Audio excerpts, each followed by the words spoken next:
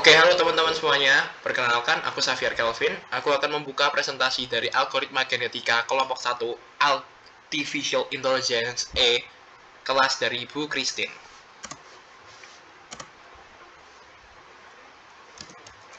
Oke, perkenalkan, saya Xavier Wijaya, NIM 6720242116. Perkenalkan teman saya, Vincent Gilbert, Davis Sandrawinata, Rafael Matthew Pendong, Enrico Samuel Sebastian Sugianto.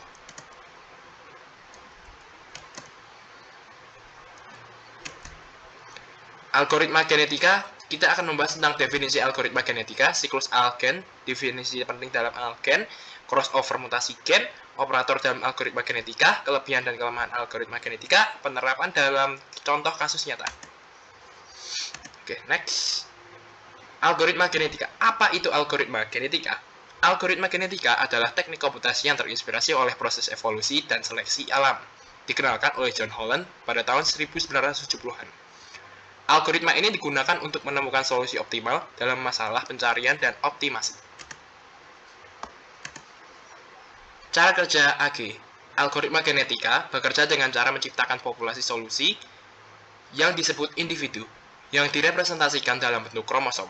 Setiap individu dievaluasi berdasarkan fungsi kecocokan, fitness function, untuk menentukan seberapa baik solusi tersebut dalam memenuhi kriteria yang ditetapkan.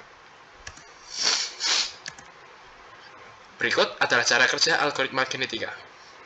Dari start, generate initial, calculate fitness value, selection, crossover, mutation, new population, ada is maximum generation achieve our fitness, value current population conversion, yes atau no. Jika no, dia akan kembali ke generate initial population. Jika yes, ketika algorithms bakal stop di situ dan menciptakan populasi sebagai solusi. Proses algoritma dimulai dengan sekumpulan solusi acak, disebut populasi. Kemudian, secara iteratif, mengawinkan solusi-solusi tersebut untuk menghasilkan generasi baru yang diharapkan memiliki solusi yang lebih baik.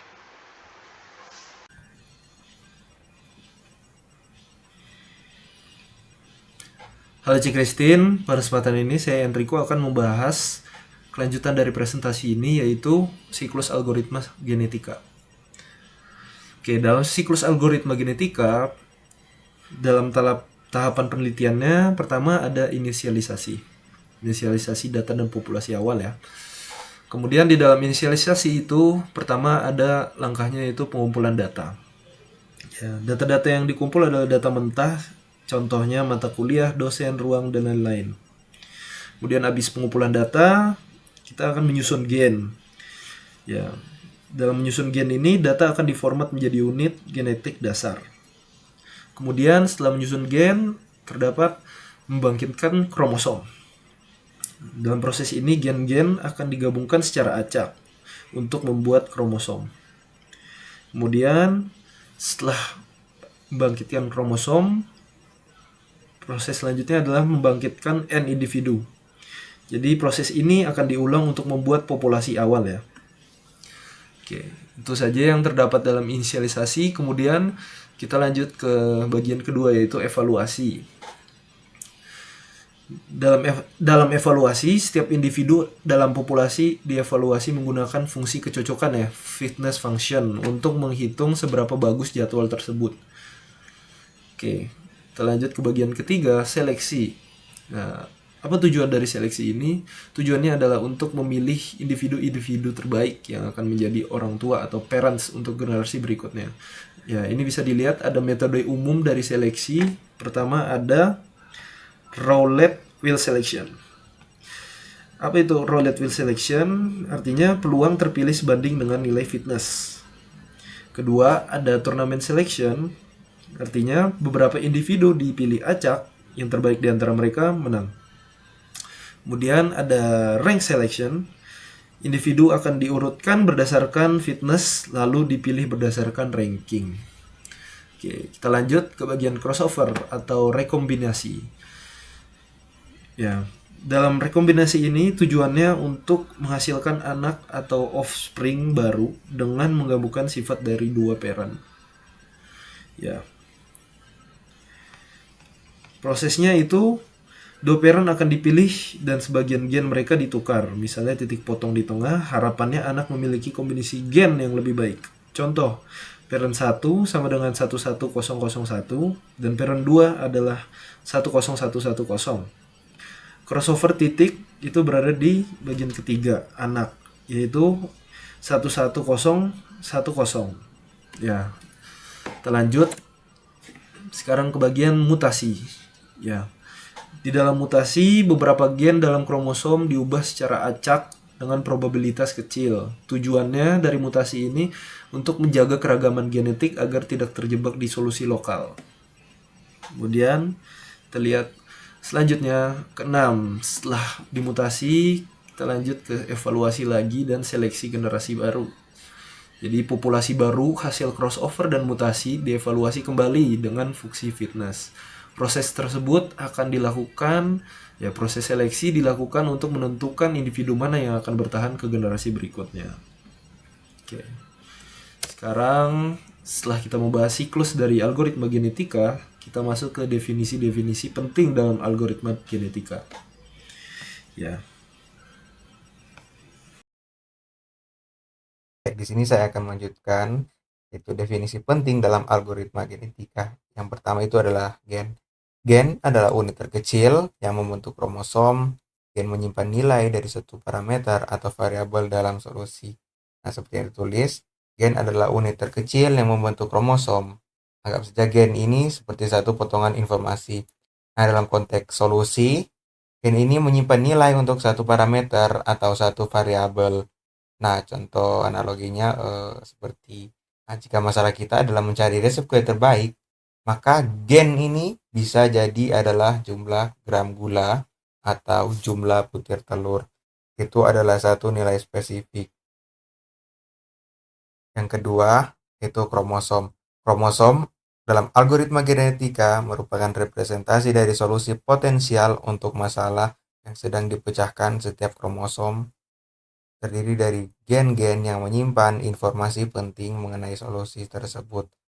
Nah, jika gen tadi adalah satu potongan informasi seperti jumlah gula, maka kromosom itu adalah gabungan dari gen-gen tersebut.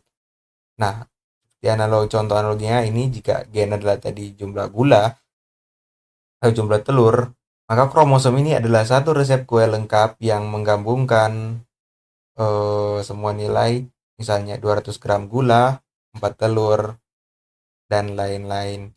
Nah, contohnya itu biner, yaitu 10110010.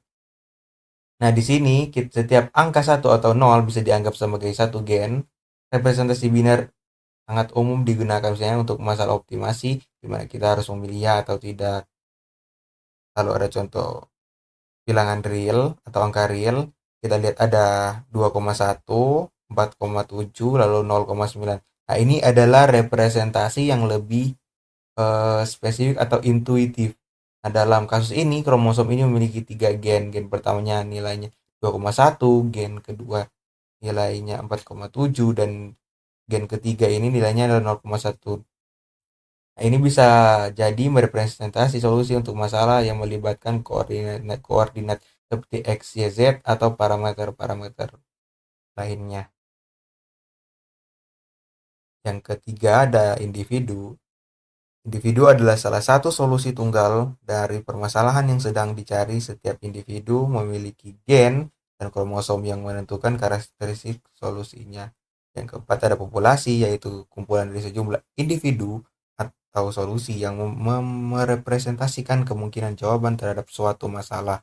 Yang kelima ada generasi, yaitu satu siklus lengkap dari proses genetik algoritma, mulai dari evaluasi fitness hingga pembentukan populasi baru. Tiap generasi diharapkan menghasilkan populasi yang lebih baik dari generasi sebelumnya. Dan yang keenam ini ada fungsi fitness, ya fungsi yang digunakan untuk menilai seberapa baik sebuah individu dalam menyelesaikan masalah. Nilai fitness yang lebih tinggi menunjukkan solusi yang lebih baik. Nah, bisa dilihat ini untuk contohnya ini rumus fitness scaling. Ya, lalu ketujuh ada crossover. Nah, crossover ini adalah proses pertukaran gen antara dua individu untuk membentuk individu yang baru. Nah, bisa dicontohkan setelah kita bisa menilai dan memberi skor pada setiap individu pakai fungsi fitness, yang kita akan pilih individu terbaik yang fitnessnya tinggi. Lalu apa yang kita lakukan pada mereka? Ya, kita kawinkan mereka. Proses inilah yang disebut crossover atau pindah silang. Nah, contohnya itu untuk crossover misalnya induk 1 punya gen 1,1,1,1,1,1. Nah, induk 2 punya gen 0,0,0,0,0. Ya, intinya satu ini sebanyak 5 kali dan gen 2 ini induk 2 ini punya sebanyak 5 kali juga. Nah, lalu kita potong di tengah dan tukar ekornya. Maka anak pertama akan menjadi 1100 ya, mewarisi kepala dari induk 1 dan ekor dari induk 2, dan anak kedua akan menjadi 00011 alias kepala dari induk 2, ekor dari induk 1. Lalu yang ke-8 ada seleksi, yaitu proses memilih individu terbaik berdasarkan nilai fitness untuk menjadi parent. Tujuannya agar gen dari individu terbaik bisa diwariskan ke generasi berikutnya. Yang ke-9 ada elitisme, yaitu strategi untuk mempertahankan individu terbaik dari generasi sebelumnya agar tidak hilang. Biasanya 1-2 individu terbaik langsung disalin ke generasi berikutnya tanpa perubahan. Yang ke-10, yang terakhir, yaitu adalah ada mutasi, yaitu proses perubahan acak pada gen dalam kromosom. Tujuannya untuk menjaga keragaman genetik dan mencegah stagnasi pada. Halo, perkenalkan nama saya Vincent Gilbert Fortunaldi Wijaya. Kali ini saya akan menjelaskan operator dalam algoritma genetika. Operator adalah mekanisme utama yang mengatur evolusi populasi dalam algoritma genetika. Operator utama dalam algoritma genetika: 1. Seleksi atau selection, milih individu terbaik berdasarkan fitness value. Individu terbaik punya peluang lebih besar untuk berkembang biak. Yang kedua, crossover atau penyilangan, menggabungkan gen dari dua induk untuk membentuk anak baru, meningkatkan keberagaman dan peluang solusi yang lebih baik. Yang ketiga, mutasi, mengubah sebagian kecil gen secara acak, menjaga keberagaman genetik dan mencegah konvergensi terlalu cepat. Selanjutnya, crossover, penyilangan. Apa itu crossover? Crossover atau disebut juga rekombinasi adalah proses menggabungkan dua individu parent untuk menghasilkan individu baru, offspring, dengan cara menukar sebagian gen dari masing-masing parent. Tujuan utama crossover adalah untuk mewariskan sifat-sifat unggul dari kedua parent ke anak generasi berikutnya, sehingga diharapkan solusi baru menjadi lebih baik daripada sebelumnya. Crossover meniru proses reproduksi seksual dalam biologi, di mana kromosom dari dua induk bertukar bagian genetiknya untuk membentuk keturunan yang membawa kombinasi ciri dari keduanya. Perkenalkan, nama saya Davis Chandrawinata. Saya akan menjelaskan kelebihan dan kelemahan algen. Kelebihan algoritma: yang pertama, ada memberikan langkah-langkah jelas untuk menyelesaikan masalah. Yang kedua, memudahkan debugging dan perbaikan program. 3. Dapat diterapkan pada berbagai jenis masalah dan bidang. Kelemahan algoritma: yang pertama, ada kadang kompleks dan sulit dipahami untuk masalah besar. Yang kedua, membutuhkan waktu dan sumber daya untuk perancangan awal. Yang ketiga, tidak fleksibel jika kondisi masalah berubah drastis. Selanjutnya ada penerapan dalam contoh kasus nyata. 1. Sorting data. Deskripsinya: sorting adalah proses mengurutkan data berdasarkan kriteria tertentu, misalnya dari nilai terkecil ke terbesar atau sebaliknya. Penerapan nyata: yang pertama, mengurutkan nilai siswa di sekolah sistem akademik menggunakan algoritma sorting, misalnya quicksort, mathsort, untuk menyusun daftar nilai siswa ranking kelas hingga menentukan siswa dengan nilai tertinggi atau terendah. Yang kedua, dapat digunakan untuk pengurutan data transaksi, laporan penjualan, atau penyusunan stok barang dalam aplikasi kasir. Yang kedua, pencarian rute terpendek. Algoritma seperti BFS, Dijkstra, dan A digunakan untuk mencari jalur tercepat atau terpendek dari satu titik ke titik lain. Penerapan nyata. Yang pertama, Google Maps menentukan rute tercepat. Aplikasi navigasi menghitung jarak, waktu tempuh, dan kondisi lalu lintas untuk memberikan rekomendasi rute tercepat kepada pengguna. Yang kedua, sistem logistik dalam perusahaan pengiriman juga menggunakan algoritma ini untuk optimasi rute kurir. Oke, halo teman-teman. Kali ini saya akan mempresentasikan review paper analisis implementasi algoritma genetics dalam optimalisasi penjadwalan mata kuliah secara efisien. Dalam review paper ini bakal ada judul, nama author, affiliation, nama jurnal, volume nomor tanggal tahun, dan alamat akses paper. Berikut informasi yang dapat saya berikan, teman-teman bisa baca. Oke, next. Halo Cik Christine, kembali lagi dengan Enrico. Sekarang saya akan melanjutkan pembahasan ini mengenai review paper ya. Saya akan membahas bagian introduction terlebih dahulu. Jadi dalam introduction kita akan membahas latar belakang dari berdasarkan papernya ya. Jadi latar belakangnya, penjadwalan mata kuliah di institusi pendidikan merupakan sebuah tantangan kompleks yang melibatkan banyak variabel krusial seperti alokasi waktu, ketersediaan ruang, ketersediaan dosen, dan kebutuhan mahasiswa. Ya. Jadi permasalahannya dan metode penjadwalan manual seringkali tidak efisien dan rentan terhadap kesalahan yang dapat mengakibatkan hasil suboptimal dan peningkatan beban kerja bagi staf akademik. Ya, dalam konteks ini algoritma genetika telah diidentifikasi sebagai metode komputasi yang efektif untuk mengatasi permasalahan penjadwalan.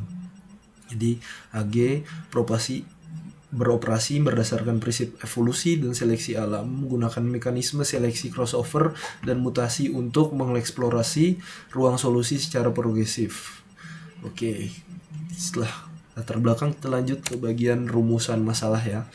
Jadi apa saja rumusan masalah dari berdasarkan review papernya? Pertama, ada bagaimana algoritma genetika diimplementasikan untuk menghasilkan jadwal mata kuliah yang optimal dan efisien.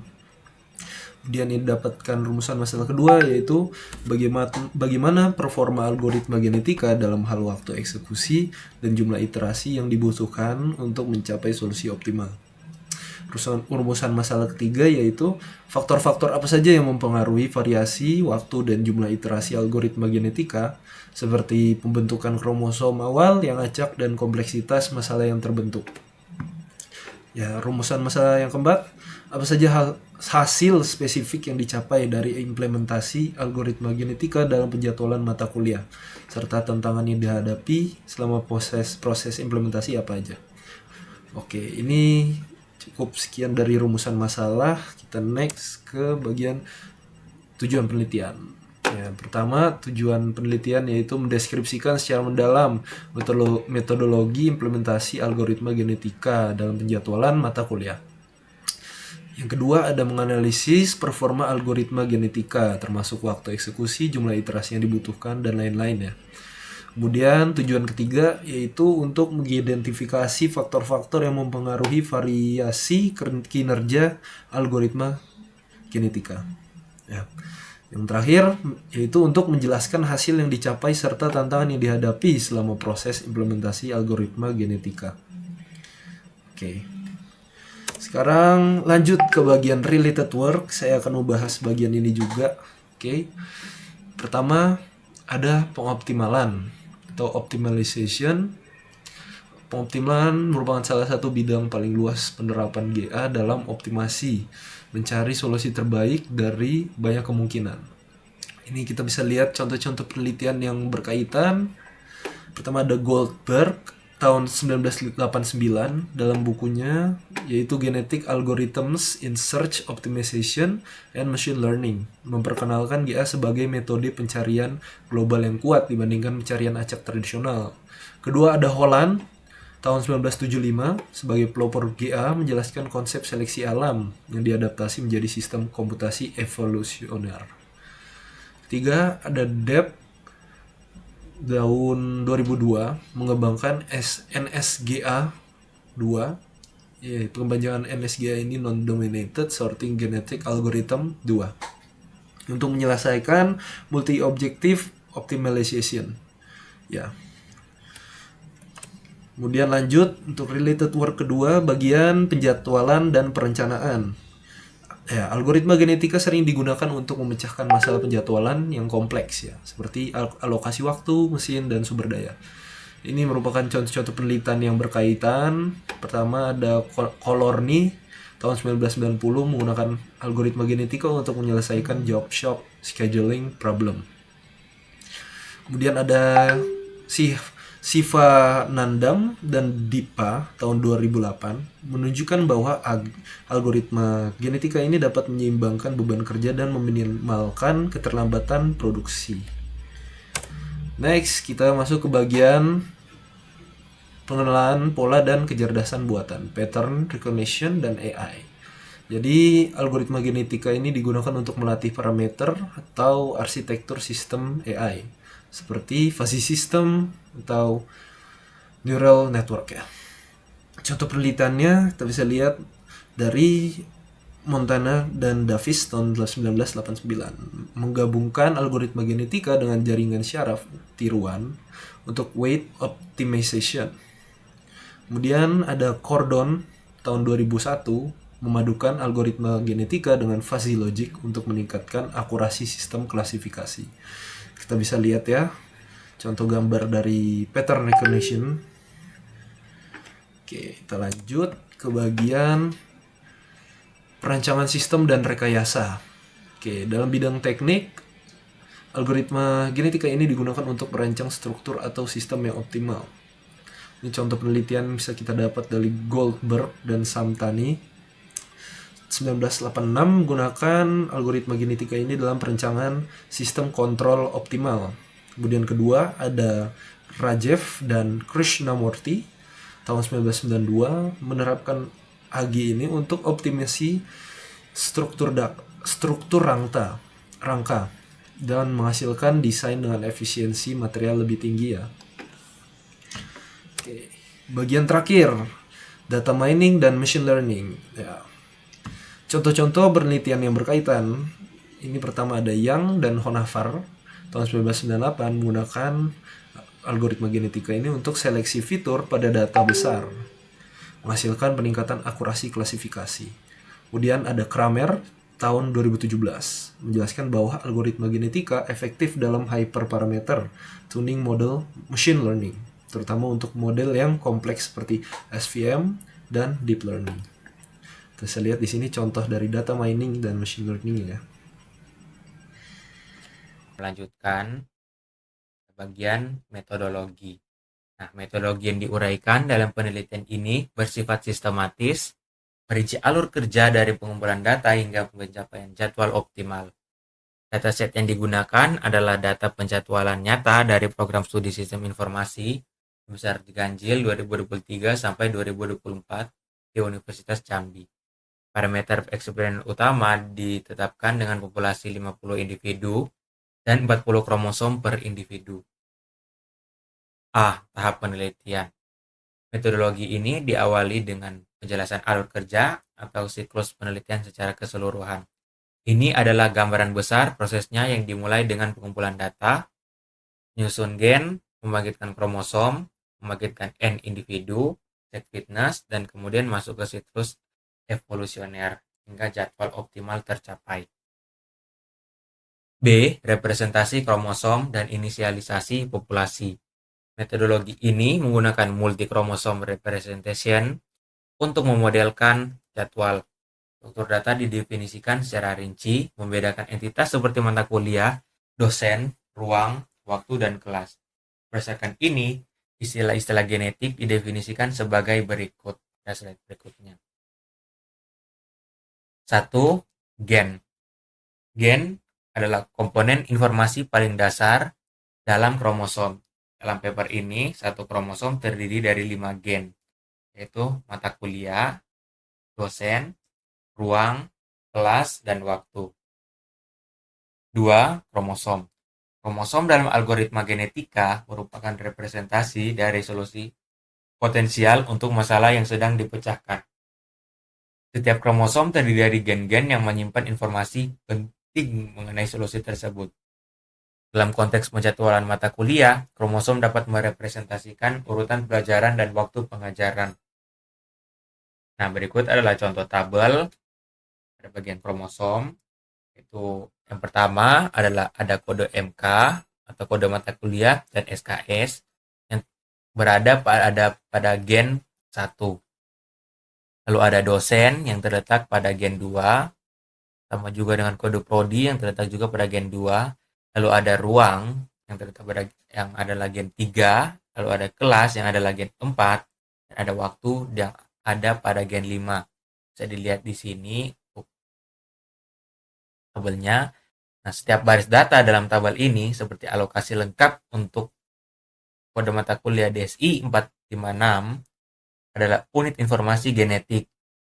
Nah, kumpulan informasi atau kumpulan dari semua alokasi ini untuk seluruh mata kuliah yang ada akan membentuk satu kromosom tunggal atau individu. Nah, struktur data inilah yang nantinya akan dilanjutkan ke proses inisialisasi. 3. Individu. Individu didefinisikan sebagai populasi, solusi, atau satu solusi lengkap dalam populasi. Yang keempat, populasi. Didefinisikan sebagai sekumpulan individu atau solusi. Paper ini menggunakan populasi awal sebanyak 50 individu. C. Fungsi fitness. Setelah populasi awal dibuat, setiap individu harus dievaluasi untuk menentukan kualitasnya. Paper ini menggunakan fungsi kecocokan atau fitness function yang dirancang untuk mengubah masalah minimasi menjadi masalah maksimasi. Nah, rumus yang digunakan adalah core fitness sama dengan 1/1 plus total fitness, di mana total fitness adalah jumlah total dari semua bentrok yang terjadi. Jadwal yang optimal atau sempurna akan memiliki total fitness sama dengan 0 yang secara otomatis menghasilkan skor fitness sama dengan 1. D. Kategori bentrok atau hard constraints. Fungsi fitness di atas sangat bergantung pada definisi bentrok. Paper ini menetapkan 4 hard constraints atau kendala wajib yang digunakan untuk menghitung total fitness. Pertama ada CMK atau crash mata kuliah. Terjadi mata kuliah yang sama di kelas yang sama terulang atau mata kuliah yang sama dijadwalkan pada waktu yang bersamaan di hari yang sama. Lalu ada CR atau crash ruang, terjadi jika 2 atau lebih aktivitas menggunakan ruang yang sama pada waktu yang bersamaan. Lalu ada CD atau crash dosen, terjadi jika seorang dosen terdeteksi mengampu lebih dari 4 mata kuliah pada hari yang sama.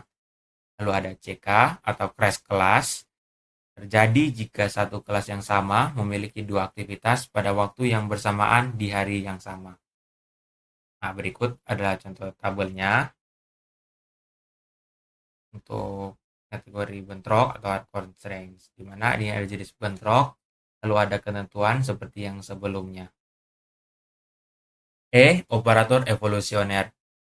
Jika tidak ada individu dalam populasi yang mencapai fitness sama dengan 1, populasi akan berevolusi atau membuat generasi baru menggunakan 2 operator genetika utama. Nah, pada di sini pada bagian crossover ya, itu dimulai dari generate crossover rate 70%. Pertama, sistem menetapkan sebuah nilai ambang batas atau disebut dengan threshold global untuk crossover yang disebut CR atau crossover rate sebesar 70%. Lalu lanjut ke total fitness, probabilitas. Selanjutnya, sistem akan melakukan perhitungan untuk seluruh populasi. Ini melibatkan penghitungan total fitness, menentukan probabilitas seleksi untuk setiap individu, dan menghitung nilai kumulatifnya. Nah, langkah ini penting untuk menentukan individu mana yang layak menjadi parent atau induk. Lalu lanjut ke randomized crossover rate. Nah, tiap individu sekarang untuk setiap individu atau parent yang telah terpilih, sistem menghasilkan sebuah nilai crossover rate acak yang spesifik untuk individu tersebut. Kita sebut nilai ini yaitu CRI atau crossover rate individu. Nah, untuk percanggabangan pertama, apakah CRI kurang dari CR? Disinilah keputusan pertama dibuat. Sistem membandingkan apakah nilai acak individu atau CRI lebih kecil dari ambang batas global atau CR yaitu 70%. Jika ya, individu tidak crossover. Jika hasilnya tidak, hasilnya CRI lebih besar atau sama dengan 70%, individu ini tidak akan melakukan crossover. Alur akan langsung menuju ke kotak salinan parent, artinya individu induk ini akan disalin persis apa adanya untuk menjadi offspring atau keturunan di generasi berikutnya. Jika ya, individu melakukan crossover. Jika hasilnya ya, artinya CRI ini lebih kecil dari 70%, individu ini lolos seleksi untuk melakukan crossover. Lalu alur berlanjut ke kotak bagian individu untuk melakukan crossover, di mana proses crossover dimulai. Dari sana langkah pertama adalah pilih pasangan crossover.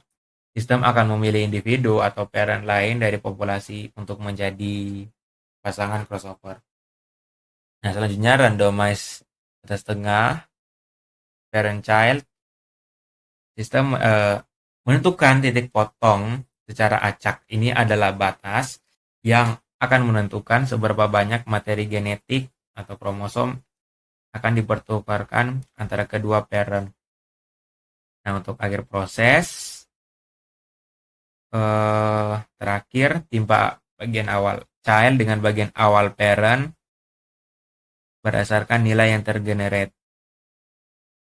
Nah, ini adalah eksekusi crossovernya atau child atau keturunan baru dibuat dengan mengambil sebagian materi genetik dari parent pertama dan sebagian lagi dari parent kedua berdasarkan titik potong atau batas yang sudah dirandomisasi tadi.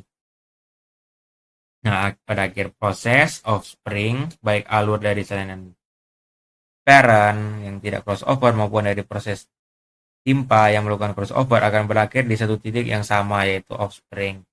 Ini adalah individu baru atau salinan yang akan membentuk populasi generasi berikutnya. Nah, jadi crossover atau pindah silang menggunakan metode one point crossover dengan tingkat crossover rate 70%. Ini menggabungkan materi genetik dari dua individu orang tua untuk menciptakan keturunan baru. Di sini juga ada tabelnya untuk bagian mutasi. Mutasi menggunakan metode random resetting mutation dengan tingkat mutation rate 30%. Ini secara acak mengubah gen untuk memperkenalkan variasi dan mencegah algoritma terjebak pada solusi suboptimal. Oke, lanjut pada eksperimen and results. Ini ada konfigurasi eksperimen di mana populasi awal sama dengan 10, jumlah individu sama dengan 20, lalu jumlah kromosom sama dengan 40. Dan crossover rate atau CR diuji pada rentang 60% sampai 90%. Lalu mutation rate-nya sebesar 30% atau konstan. Alasan merujuk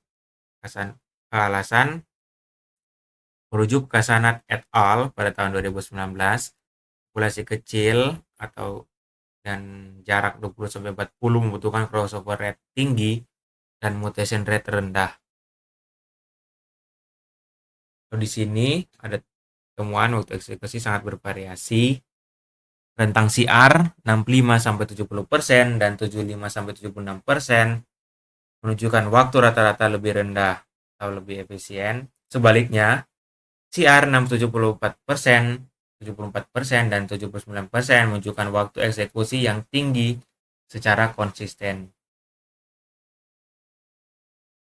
Lalu evaluasi crossover rate versus iterasi. Nah, temuan kunci untuk iterasi, sebagian besar nilai CR sering mencapai batas iterasi maksimum yaitu 1.500 iterasi. CR 75, 76, dan 88 menunjukkan nilai minimum yang sangat rendah, potensi solusi cepat. CR 67, 74, dan 79 selalu membutuhkan iterasi penuh dan dianggap tidak efektif. Lalu kesimpulan, titik optimal, meskipun CR 75-76% berpotensi cepat, performanya tidak stabil. Namun, rasio 80-90% memberikan performa keseluruhan yang cukup baik dan konsisten, sehingga dianggap sebagai titik optimal dalam eksperimen ini untuk keseimbangan performa. Statistik keseluruhan hasil iterasi. Nah, iterasi minimum atau 72 diperoleh pada percobaan pertama, itu trial 1, menunjukkan algoritma genetika dapat menemukan solusi optimal sangat cepat. Lalu iterasi maksimum yaitu 4.511 diperoleh pada percobaan ke-45 menunjukkan variasi yang sangat signifikan. Lalu rata-rata iterasi yaitu 1.321, median 987, lebih rendah dari rata-rata, mengindikasikan adanya outlier iterasi tinggi. Analisis distribusi iterasi atau skewness. Nah, nilai skewness 1,34 positif menunjukkan distribusi miring ke kanan atau right skewed. Artinya, sebagian besar percobaan selesai di iterasi wajar. Namun terdapat beberapa outlier yang membutuhkan iterasi sangat tinggi. Hasil akhir, contoh jadwal optimal pada semester 3, ya bisa dilihat di sini. Perlu ditarik kesimpulan hasil. Jadwal optimal yang dihasilkan telah mencapai nilai fitness sama dengan 1.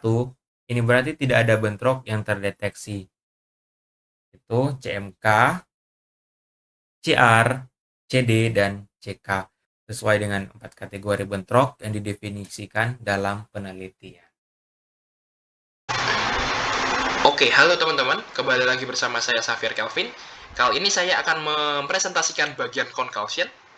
Jadi, kesimpulan utama dari paper review ini, performa algoritma genetika terbukti sangat bervariasi dengan rentang iterasi yang sangat lebar, dari 72 hingga 4.511 untuk mencapai solusi optimal. Variabilitas ini sangat dipengaruhi oleh faktor acak, inisialisasi kromosom, serta kompleksitas masalah dan konfigurasi parameter yang digunakan. Algoritma genetika terbukti sangat tergantung pada konfigurasi, penyesuaian parameter, ukuran populasi seleksi mutasi, serta cermat sangat penting untuk minimalkan variasi dan mendapatkan hasil yang konsisten. Saran dan arah penelitian selanjutnya adalah optimasi parameter mendalam, melakukan penelitian lebih lanjut untuk memahami dampak pasti dari setiap parameter, ukuran populasi, rate mutasi, dan crossover, dan pengaruh kondisi awal seeding terhadap kecepatan konvergensi. Sekaligus penerapan komputasi lanjut, mengkaji implementasi teknik komputasi canggih seperti multithreading CPU atau komputasi paralel seperti GPU untuk mempercepat proses perhitungan dan mengurangi waktu eksekusi secara signifikan. Baik, berikutnya saya akan mempresentasikan bagian kelemahan dan kelebihan paper. Untuk kelemahan, keterbatasan lingkup dataset. Pengguna dataset tunggal dari satu program studi dan satu semester dapat membatasi generalisasi hasil. Kinerja algoritma mungkin berbeda secara signifikan jika diterapkan pada institusi lain dengan karakteristik penjadwalan yang berbeda. Yang kedua, metode seleksi tidak dijelaskan secara rinci. Meskipun seleksi disebutkan salah satu prinsip algoritma genetika, dokumen tidak merinci metode seleksi spesifik yang digunakan, misalnya turnamen selection, role attribute selection. Ini meninggalkan celah dalam detail metodologi. Kelemahan yang lain, analisis mendalam tentang dampak randomness yang kurang. Meskipun mengakui bahwa pembentukan kromosom awal yang acak memengaruhi hasil, paper tidak menyajikan analisis mendalam tentang bagaimana randomness ini dapat dimitigasi atau dikelola secara lebih efektif, selain dengan menjalankan banyak percobaan. Yang keempat, justifikasi parameter yang lebih dalam. Meskipun rentang parameter crossover rate dan mutation rate didasarkan pada penelitian lain, justifikasi yang lebih mendalam mengenai pemilihan nilai spesifik, misalnya 70% crossover dan 30% mutasi dalam konteks masa penjadwalan mata kuliah ini akan memperkuat metodologi. Dan untuk kelebihannya, relevansi topik dan pendekatan yang tepat. Paper ini membahas masalah penjadwalan mata kuliah yang kompleks. yang merupakan tantangan nyata di institusi pendidikan. Penggunaan algoritma genetika sebagai solusi adalah pendekatan yang relevan dan terbukti efektif untuk masalah optimisasi semacam ini. Kelebihan yang kedua, metodologi yang jelas dan terperinci. Penulis memberikan penjelasan yang cukup rinci mengenai metodologi yang digunakan, termasuk struktur kromosom, fungsi fitness, dan operator genetika. Kelebihan yang lain, kejujuran dan transparansi. Hasil para penulis yang jujur, yang sangat-sangat jujur tentang temuan mereka tidak menyebutkan hasil yang buruk. Sebaliknya, mereka menjadikannya temuan utama. 1. Variabilitas ekstrim. Paper ini secara terbuka melaporkan tentang performa yang sangat besar. Dari 72 iterasi, yang hanya 8 detik, hingga 4.511 iterasi, yang memakan waktu 378 detik. 2. Analisis statistik. Mereka tidak hanya melaporkan rata-rata, tetapi juga melakukan analisis skewness. Mereka dengan benar mengidentifikasi bahwa nilai skewness 1.34 menunjukkan distribusi miring ke kanan, right skewed, yang secara statistik membuktikan adanya ekor panjang dari proses yang gagal dan memakan waktu yang sangat lama. Terima kasih telah mendengarkan presentasi dari kelompok 1. Tuhan memberkati. Thank you.